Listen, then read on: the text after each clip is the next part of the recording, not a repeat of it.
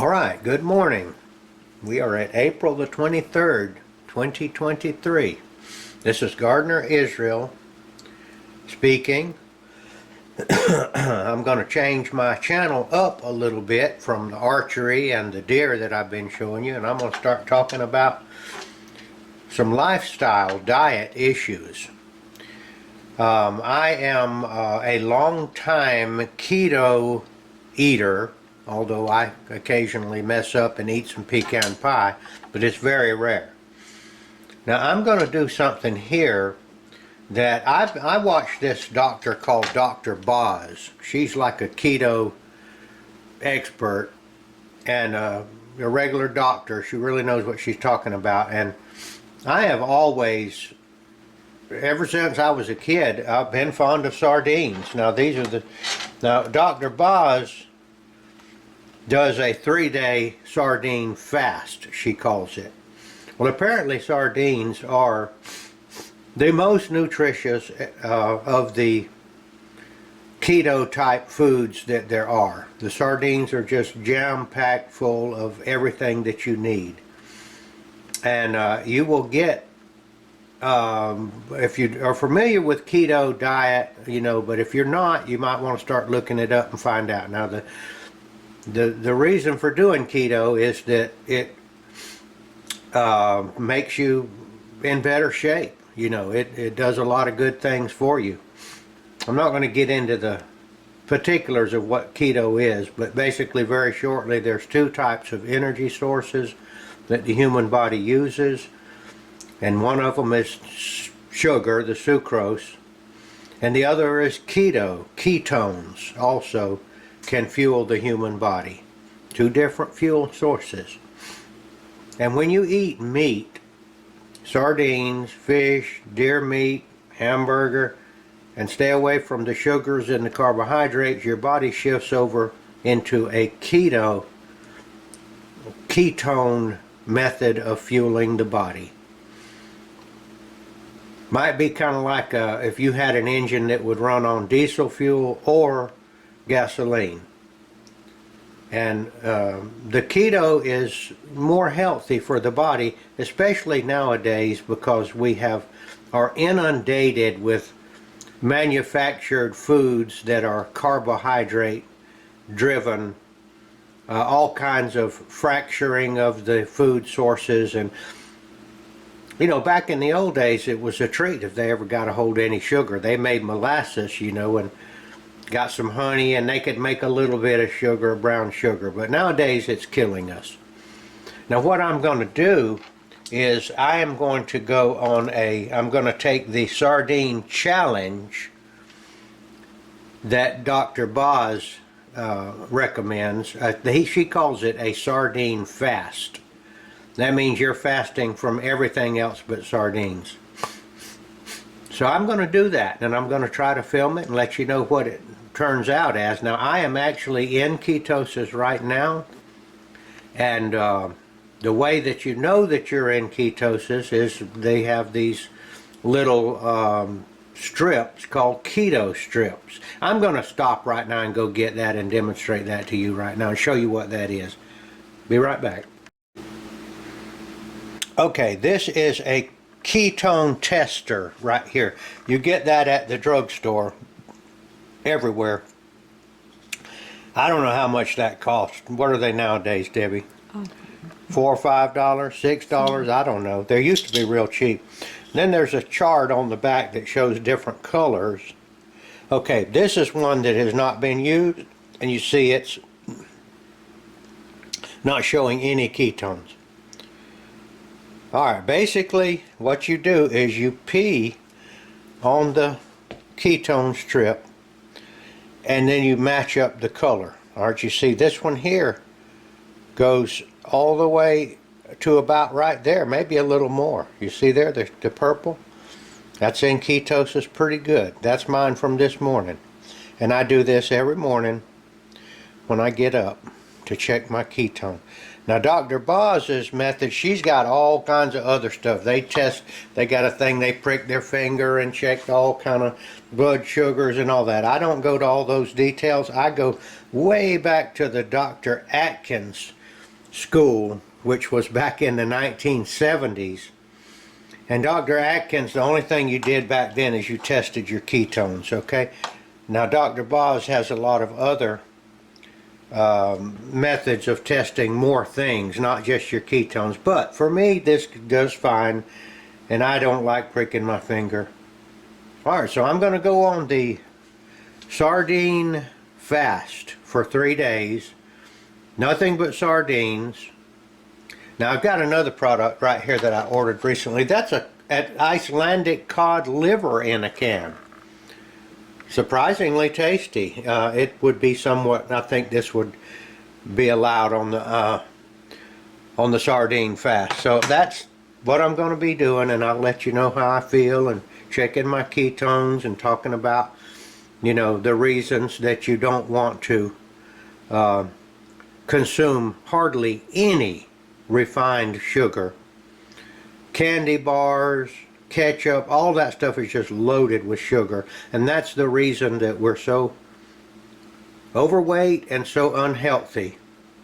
So I'll be doing that, and I'm going to go out in a minute. We're going to collect the duck eggs, which is another food that's allowed, is eggs. It's a superfood.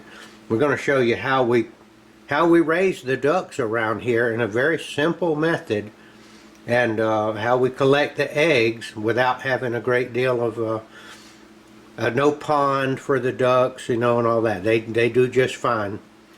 They can get along with without having a pond of their own. All right, so we'll meet you, and later on in the day, I'll be maybe tomorrow, whatever. I'll make one about the eating of the sardines. And another thing I found out from watching recently, some people take these things and fry them in a frying pan with a little bit of butter, and it kind of makes them crispy and all, and that looked very intriguing to me. I've never done that. I just open the can and eat them. All right, I will see you in the duck yard in a few minutes. All right, it is April 23, 2023. I think we're going to combine the sardine video and the duck video and this video. Here's my little buddies right here come to see me. Yes, they are.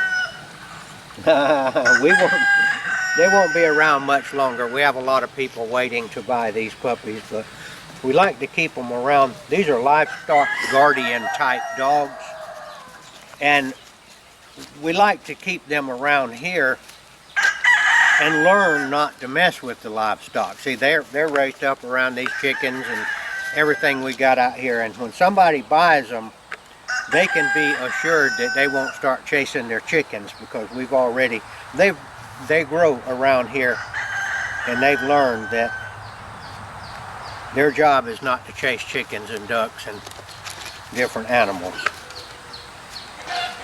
All right, now, the real reason, the only reason to be saying anything in this world is to try to follow the instructions of Yeshua the Messiah, Jesus Christ. He wanted his followers to declare his name before men and to help him find his lost sheep. And that's what I try to do every day. I try to do that. We got to get over here out of this little streak of sunlight.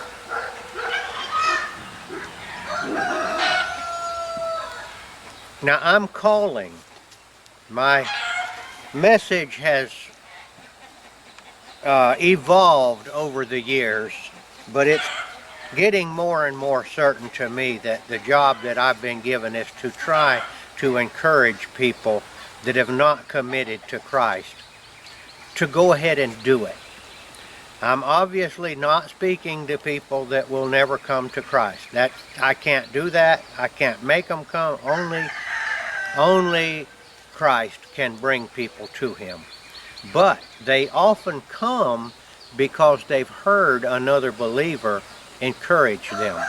So I'm encouraging you that I might be reaching out there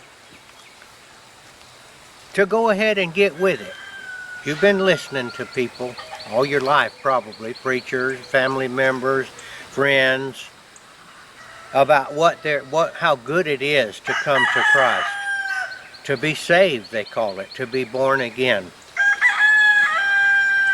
So I'm trying to speak to you out there that are like that. Now, some of you may be obviously in a very bad situation. I'll call it vomiting in the ditch somewhere, or in the jail somewhere.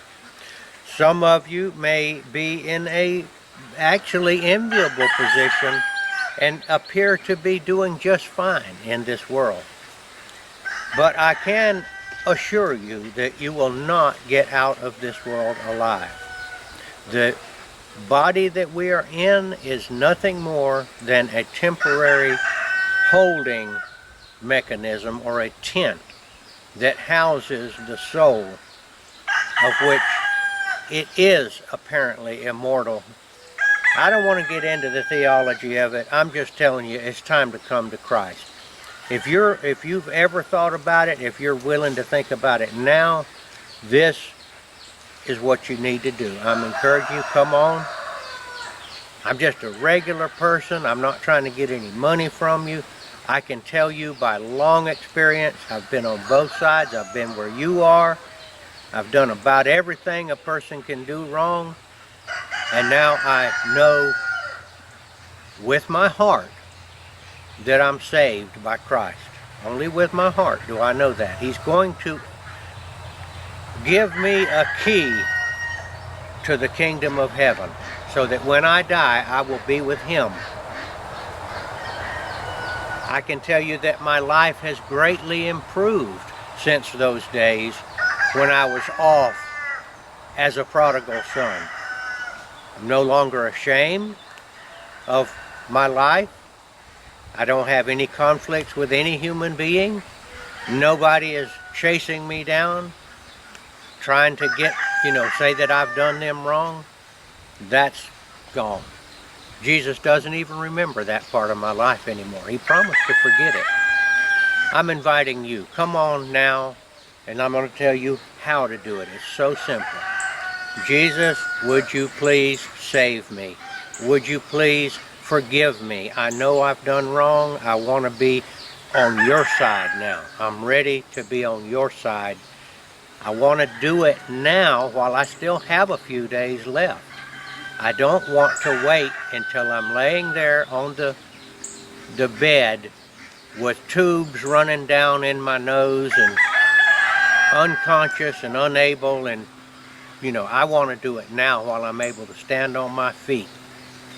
Now, He will accept people even if they come at the last minute. He made that very clear.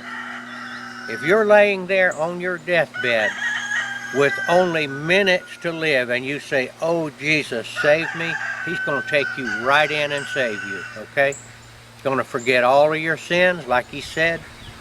And you're obviously not going to commit too many when you're laying there on the bed dying, so you're good to go. But I'm encouraging you to go ahead and get it done now.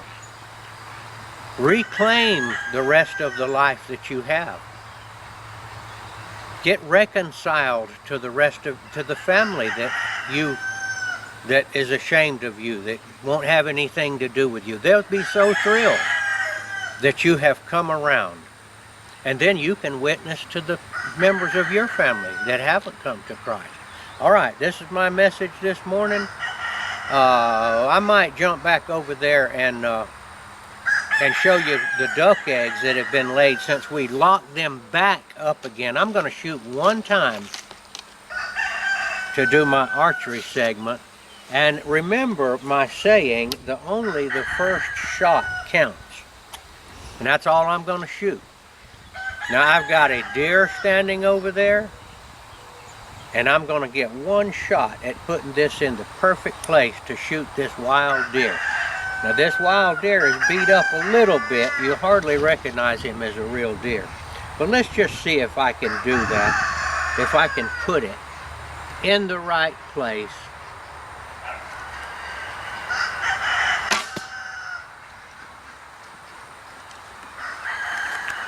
All right, I am quite satisfied with that.